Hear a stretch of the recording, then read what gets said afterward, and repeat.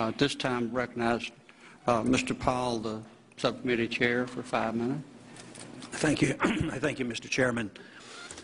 You know, we hear that in the future we're going to have a better economy, and everybody hopes so. But it's hard to believe. It's hard for me to believe anyway, because I look back on our past 3 years, and what Congress has done, what the Fed has done, we've literally injected about $5.3 trillion. And I don't think we got very much for it. The national debt went up $5.1 trillion. Real GDP grew less than 1%.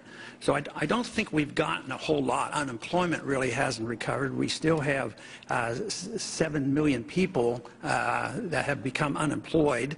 And one statistic that is very glaring, if you look at the chart, is how long people are unemployed. The average time used to be 17 weeks. Now it's nearly 40 weeks they stay unemployed. So nothing there reassures me. And also, when we talk about prices, we're always reassured there's not all that much inflation, and we're told that they might start calculating inflation differently with a new CPI. Of course, we changed our CPI a few years back. There's still a free market group that calculates the CPI the old-fashioned way, and they come up with a figure, in spite of all this weak economy, the prices have gone up 35%, 9.4% every year. And I think if you just went out and talked to the average housewife, she'd probably believe the 9% rather than saying it's only 2%. So I would say what we have been doing isn't very reassuring with all this money expenditure. But my question is related to the overall policy. Spending all this money hasn't helped, and yet many allies that would endorse so much of what's been going on, whether it's the Fed or the Congress, they recognize that consumer spending is very, very important, and they concentrate on that.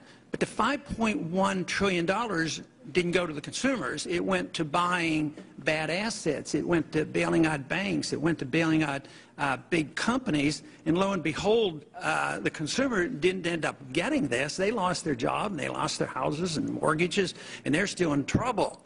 But my question is, if you took that $5.1 trillion and said that consumer spending is good, you could have given every single person in this country $17,000. Why is it the program of both the Congress and the Fed to direct the money to the people who have been making a lot of money, instead to the people who, if you argue that the consumer needs to spend the money, I obviously don't advocate this, but I would suggest, you know, maybe it could have worked better. It couldn't have worked any worse. But what is the reason we direct it toward the banks and the big corporations, too big to fail, and we don't pay that much attention to the consumer if it's true, and I don't know if you agree with that or not, that consumer spending is an important issue? Well, it is an important issue, Congressman, but you're mistaken in saying that the Federal Reserve has spent any money. You say $5 trillion. We have lent money. We have purchased securities. That's not buying, that's not dissipating, you know, the money. We've gotten all the money back. As an article over the weekend by Alan Sloan showed, in fact, the Fed has been a major profit center for the U.S. government. We've turned over profits in the last 2 years of $125 billion. So we are not costing any money in terms of budget deficits or anything like that. In terms of what we were trying to do, of course, the reason the Federal Reserve was founded a century ago was to try to address the problems arising from financial panics, which did, by the way, occur in an unregulated environment in the 19th century.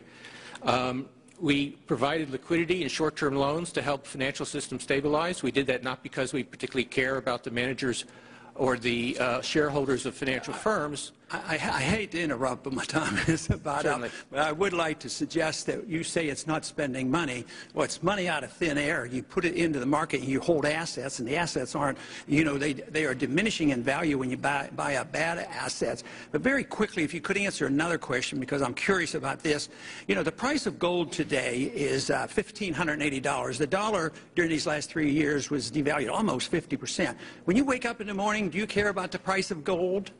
Well, I pay attention to the price of gold, but I think it reflects a lot of things. It reflects global uncertainties. I think the reason people hold gold is as a protection against what we call tail risk, really, really bad outcomes. And to the extent that the last few years have made people more worried about the potential of a major crisis, then they have gold as a protection. Do you think gold is money? No. It's not money. Even if it had been money for 6,000 years, somebody reversed that and eliminated that economic law. Well, it's an asset. I mean, it's the same. Would you say Treasury bills are money? I don't think they're money either, but they're a financial asset. Why do central banks hold it? Well, it's a form of reserves. Why don't they hold diamonds? Well, it's tradition, long-term tradition. Some people still think it's money. I yield back. My time is up. Thank you.